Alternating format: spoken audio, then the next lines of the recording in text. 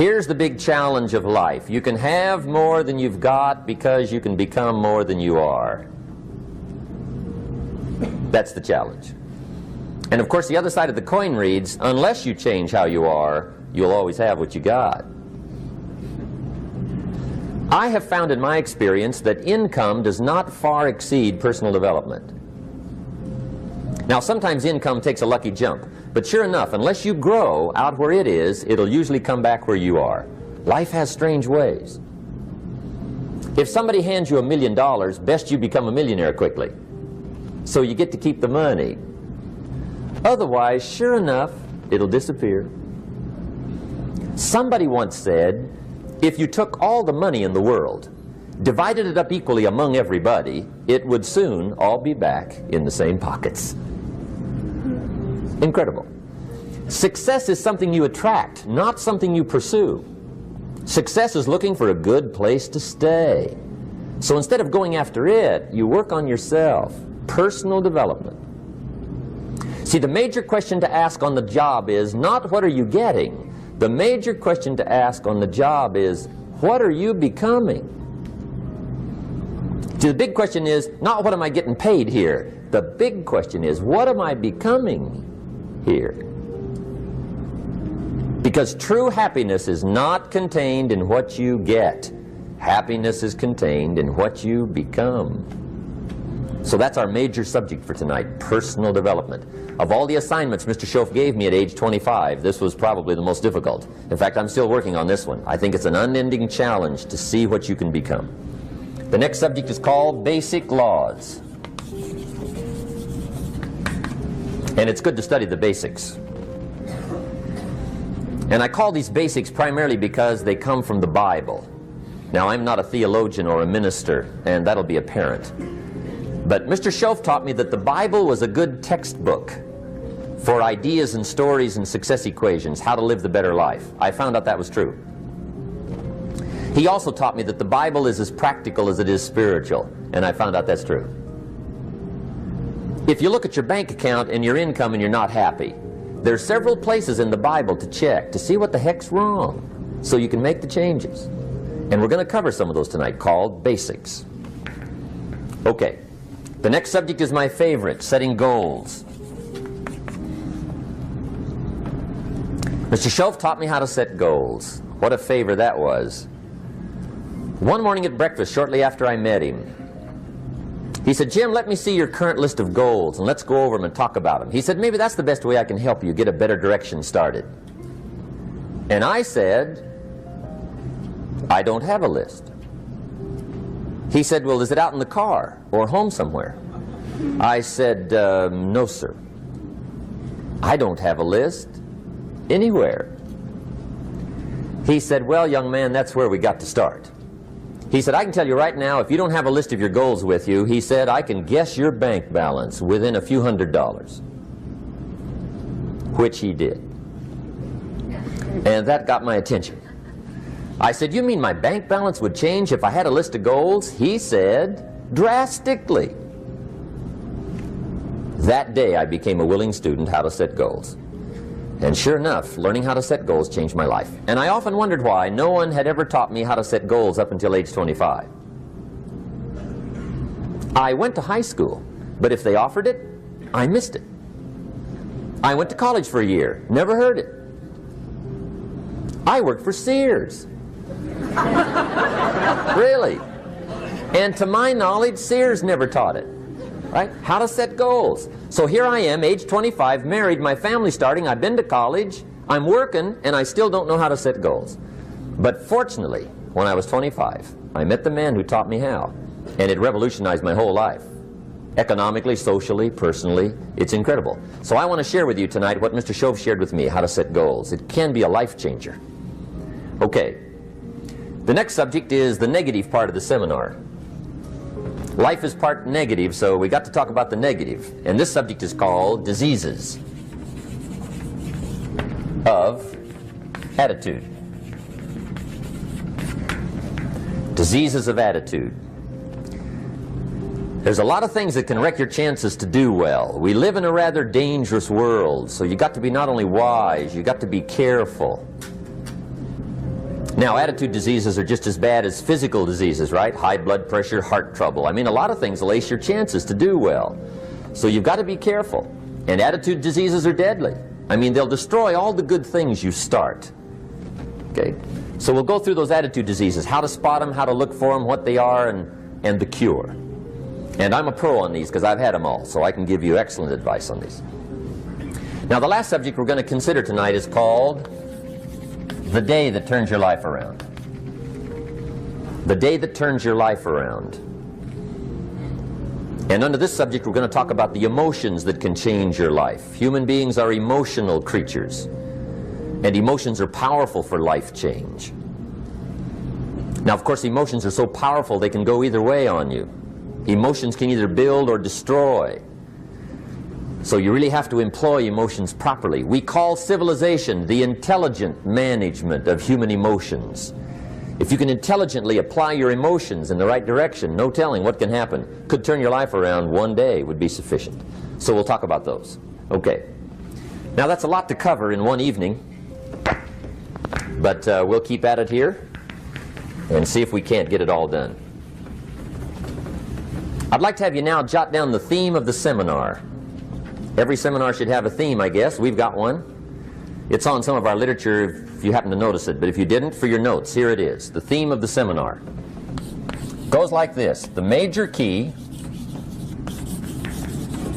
to your better future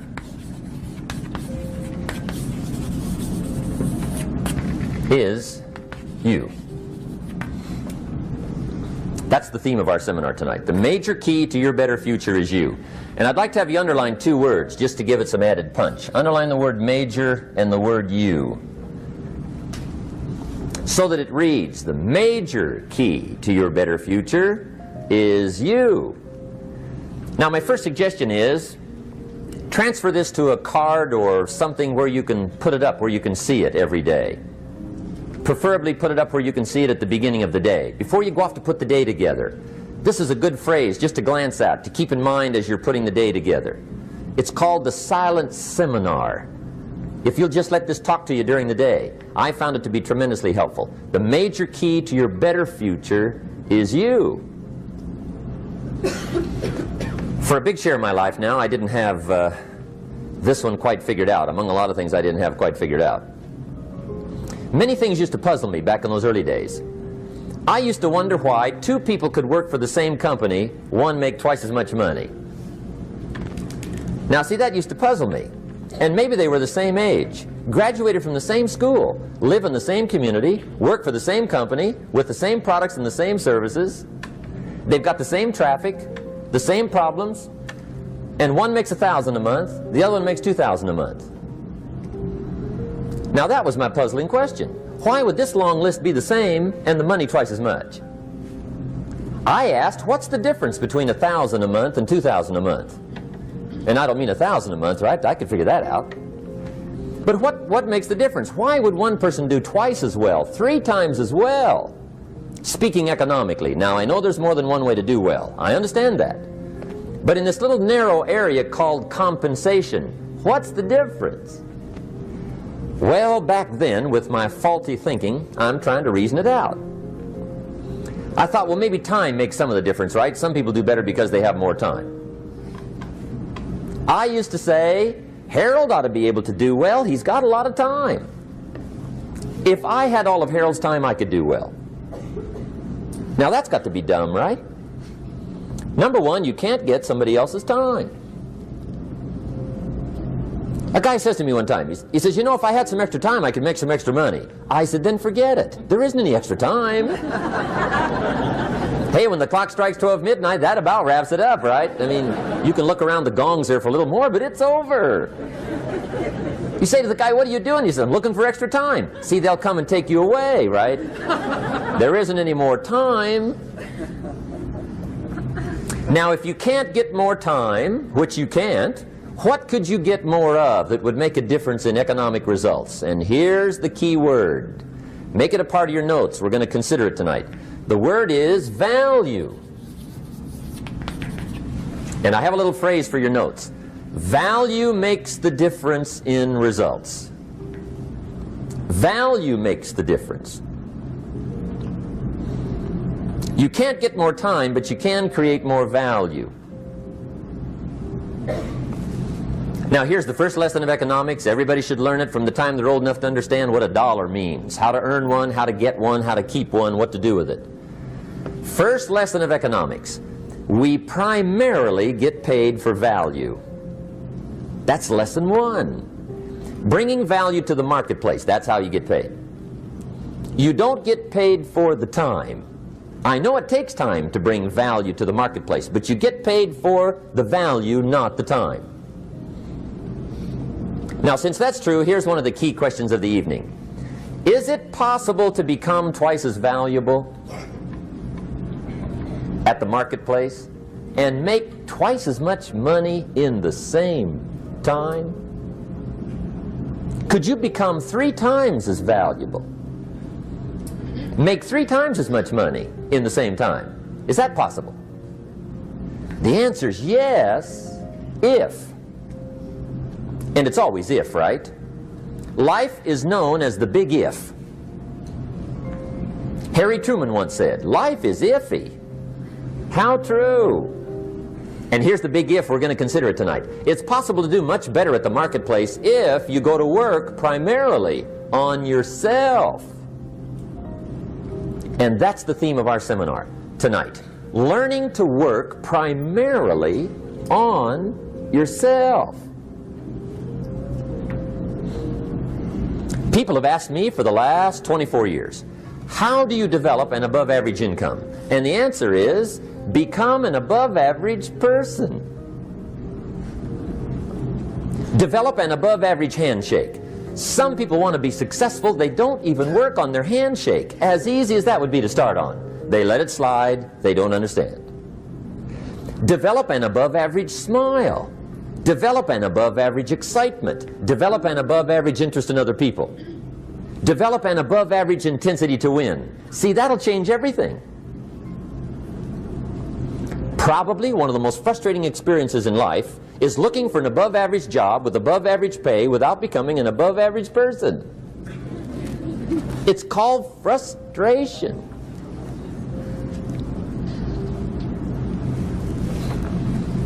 And Mr. Schoaf gave me probably the greatest clue he gave me when I first met him.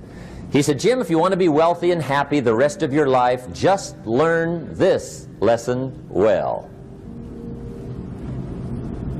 He said, learn to work harder on yourself than you do on your job.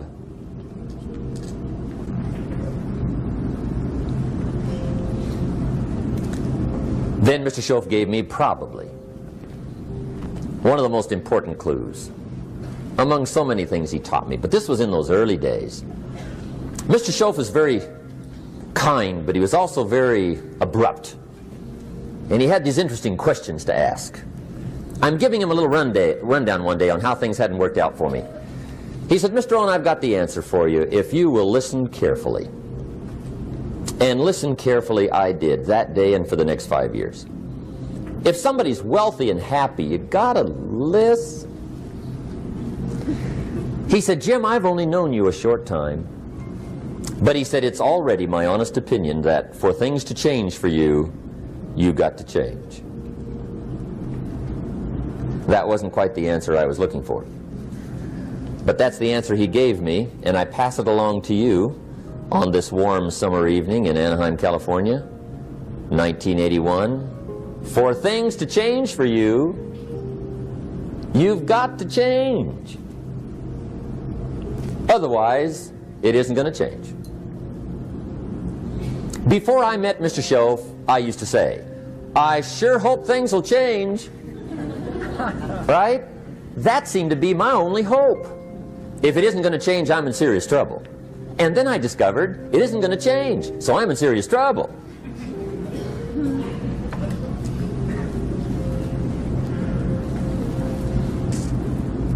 See, I can tell you what the 80s are going to be like. You have dropped into the right place. I did a seminar one time for Standard Oil executives and management in Honolulu. And we're having a conference one day on this big conference table. And one of them said to me, Mr. Rohn, you know some fairly important people halfway around the world. What do you think the 80s are going to be like? I said, gentlemen, I do know the right people. I can tell you. So they all listened very carefully. And I said, gentlemen, based on my wide experience, I can really honestly say to you, in my opinion, in the 80s, it's going to be about like it's always been. Aren't you glad you came? That's inside. I don't pass that around just everywhere. Now, of course, I said that to make a point, but I also said it because it's accurate. It's going to be about like it's always been. It isn't going to change. The tide comes in, and then what? It goes out. For 6,500 years that we know of, recorded history, and probably long before that. So it is not going to change. It gets light, and then what? It turns dark. 6,500 years. See, it's not likely to change. And we're not to be startled by that. And if the sun goes down, the guy says, what's happened, what's happened? It means he hasn't been here long, I guess, right? It always goes down about this time. The guy says, well, I don't like that arrangement. Well, you got to talk to somebody besides me, right? It gets light, then it turns dark. In rotation, the next season after fall is what? Winter. Pray tell, how often does winter follow fall? Every year regularly for the last 6,500 that we know of. See, it is not going to change. Now, some winters are long, and some are short, and some are hard, and some are easy, but they always come right after falls. It isn't going to change. Sometimes you can figure it out, sometimes there's no way to figure it out. Sometimes it goes well, sometimes it gets in a knot. Sometimes it sails along, sometimes it gets in reverse. See, that's not going to change. The last 6,000 years reads like this: opportunity mixed with difficulty. That's how it reads. It isn't going to change. The man says, well, if it isn't going to change, how will my life ever change? Answer, when you change. And whether I'm talking to high school kids or business executives, my message is always the same. And it goes like this: the only way it gets better for you is when you get better.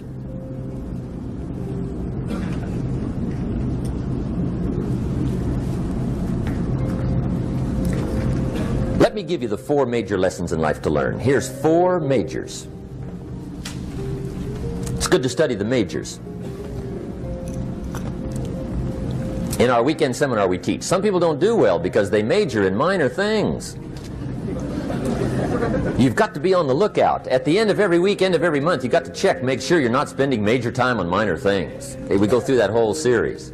Majors and minors. Now, let me give you 2 phrases before we get to the 4 majors. This will set it up and you'll see where I'm going. 2 key phrases for your notes. Here's the first one. Life and business is like the changing seasons. That's the first phrase. Life and business is like the changing seasons. One of the best ways to describe life, it's like the seasons. Frank Sinatra sings, life is like the seasons. Now here's the second phrase. Very important. You cannot change the seasons, but you can change yourself. You can't change the seasons, but you can change yourself. And see, that's how life gets better for you, not by chance, but by change. Now here's the 4 major lessons in life to learn. I've got my first book finished, came out a couple of weeks ago. This is in it, the 4 major lessons in life to learn. Here they are. Number 1, learn how to handle the winters. That's lesson 1. They come right after falls, with regularity. Some are long, and some are short, and some are hard, and some are easy, but they keep coming. You must learn to handle the nights. They come right after days. You must learn to handle difficulty. It comes right after opportunity. You must learn to handle recessions. They always follow progressions. For the last 6,000. See, it isn't going to change. The lesson you must learn is how to handle it. And there's all kinds of winters, right? The winter when you can't figure it out. The winter when it all goes smash. The winter when it turns belly up. The winter when it won't work, when you've run out of money and you've got a broken heart. See, those are winter times.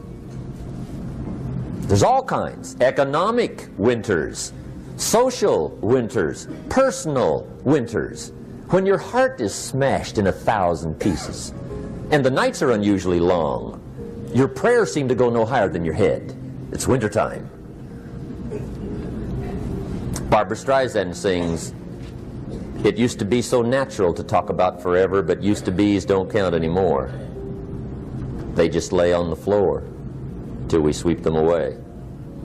You don't sing me love songs, and you don't say you need me, and you don't bring me flowers anymore." A song of winter. But see, the disappointments come. Those are normal. That's part of life. But the question is, how do you handle it? How do you handle the coming winters and the disappointments and the downtimes? Well, you can't get rid of January by tearing it off the calendar. But here's what you can do. You can get stronger, you can get wiser, and you can get better. The winters won't change, but you can. And that's how life changes for you. See, before I understood, when it was winter, I used to wish it was summer. I didn't understand. When it was hard, I used to wish it was easy. I didn't know. And then Mr. Schoaf gave me a part of his very unique philosophy when he said, "Don't wish it was easier, wish you were better." See, that triggered my whole life change.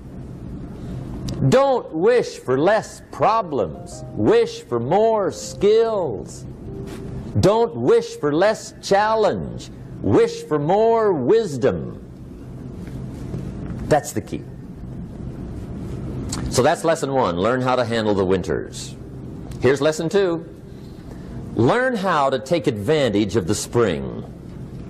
That's the second one. Spring is called opportunity. And spring follows winter. What a great place for it. If you were going to put it somewhere, that'd be the place to put it, right after winter. And pray tell, how often does spring follow winter? Every year with regularity, 6,000. You can almost count on it. See, opportunity always comes. Days follow nights. Isn't that terrific? Opportunity follows difficulty. But here's what you must learn to do. Underline these 2 words in that key phrase. Take advantage. Underline those 2. You must learn to take advantage of the spring.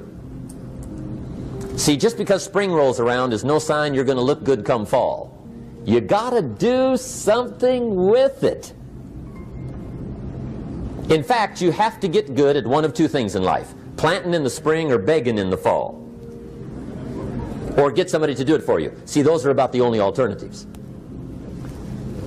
Now here's what else you must do. Take advantage of the springs quickly, because there's only a few. Just a handful of springs have been handed to each of us. They don't come forever. Life is fairly brief. So you got to read every book you can get your hands on what to do with your springs while they're here. And take advantage, they soon run out. The Beatles wrote, "Life is so short." And for John Lennon, it was extra short.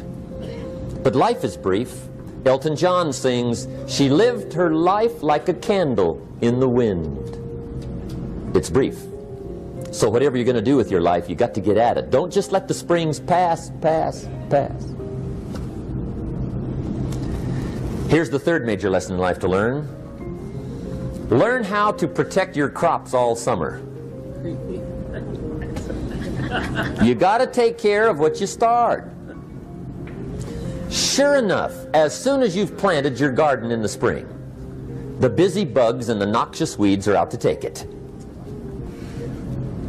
And here's the next bit of truth. They will take it unless you prevent it. And that's the third major skill to learn. You've got to learn to prevent the intruder from taking all the good you start. It's one of the challenges. Here's two key phrases under number 3. First one, all good will be attacked.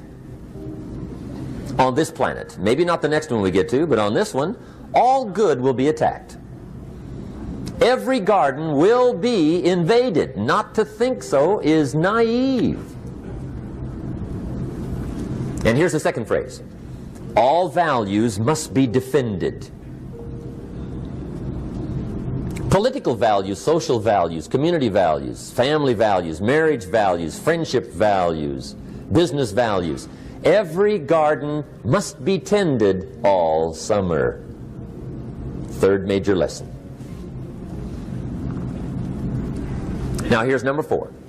Fourth major lesson in life to learn. Learn how to reap in the fall without complaint.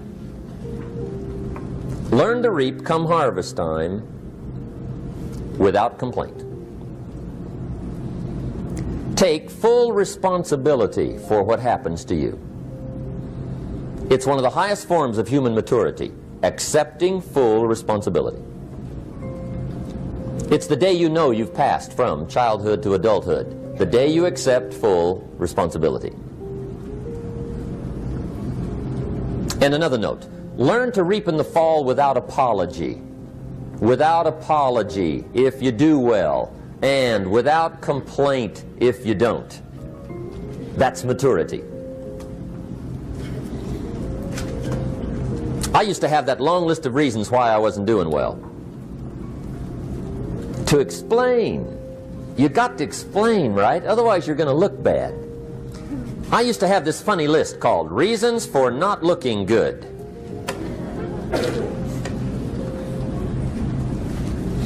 I used to blame the government.